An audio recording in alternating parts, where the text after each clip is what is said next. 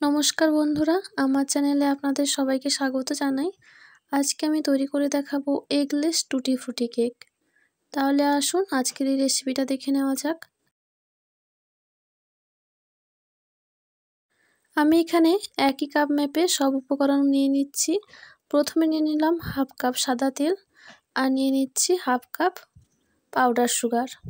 আপনারা নিজেদের টেস্ট অনুযায়ী এই চিনিটা নেবেন। ওই চিনির সঙ্গে আমি তেলটা ভালোভাবে মিশিয়ে নেওয়ার পরে আমি এখানে দিয়ে দিলাম 1 কাপ তরল দুধ, ঠান্ডা তরল দুধ, আর এরপরে দিয়ে দিলাম ভ্যানিলা এসেন্স, আর এরপরে দিয়ে দিলাম 1 কাপ ময়দা। ময়দাটাকে আপনারা চেলে ব্যবহার করবেন। 1 কাপ ময়দা দেওয়ার পরে আরও হাফ কাপ দিয়ে দিয়েছি আমি ময়দা, মোট 1.5 কাপ। তারপরে এখানে দিয়ে দিয়েছি 1 চামচ বেকিং পাউডার আর হাফ চামচ দিয়ে দিয়েছি বেকিং সোডা। আর এখানে টুটি ফ্রুটি, তার সঙ্গে 1 চামচ ময়দা দিয়ে ভালো করে মাখিয়ে নিয়ে আমি টুটি ফ্রুটিটা দিয়ে সুন্দরভাবে মিশিয়ে নিলাম হালকা হাতে। আর এখানে 3 থেকে 4 ফোঁটা দিয়ে দিলাম ভিনিগার।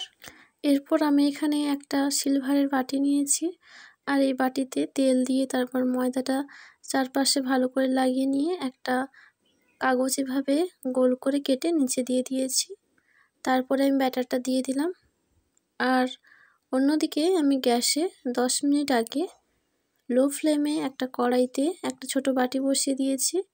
তারপরে ননস্টিকের প্যানের ঢাকনাতে আমি দিয়ে দিয়েছি একটা কাগজ এভাবে ছিদ্রটা বন্ধ করার জন্য। এবারে আমি এর ভেতরে দিয়ে দিচ্ছি,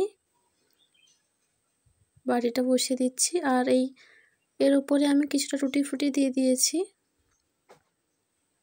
ফিরে আসছি প্রায় 40 মিনিট পর। 40 মিনিট পরে ফিরে এলাম। একটা পিঁচ দিয়ে আমি ভালো মতো চেক করে নিলাম, দেখলাম যে এটা এখনও তৈরি হয়নি।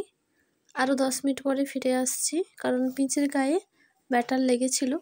ফিরে এলাম 10 মিনিট বাদে। এখন কিন্তু পিঁচটা একেবারে ক্লিন বের হয়েছে, তার মানে এটা রেডি হয়ে গেছে। এবার এটাকে আমি একটা প্লেটে করে উপর করে নিচ্ছি।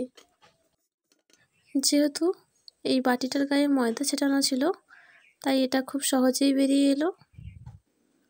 আর কেকটা দেখুন কতটা স্পঞ্জি হয়েছে। আপনারা যারা নতুন বাড়িতে কেক তৈরি করতে চান, তারা খুব কম উপকরণে এবং খুব কম টাকার মধ্যে এই কেকের রেসিপিটা তৈরি করতে পারেন। এবারে আমি এই কেকটাকে ছোট ছোট টুকরো করে কেটে নিচ্ছি। প্রথমে চারদিকে এভাবে কেটে নেব, তারপর এটাকে লম্বাটে করে আমি কেটে নিচ্ছি। আমি এটা খুব কম সময়ের মধ্যে তৈরি করেছি, আর কম সময়ে এটা তৈরি করে দেখালাম।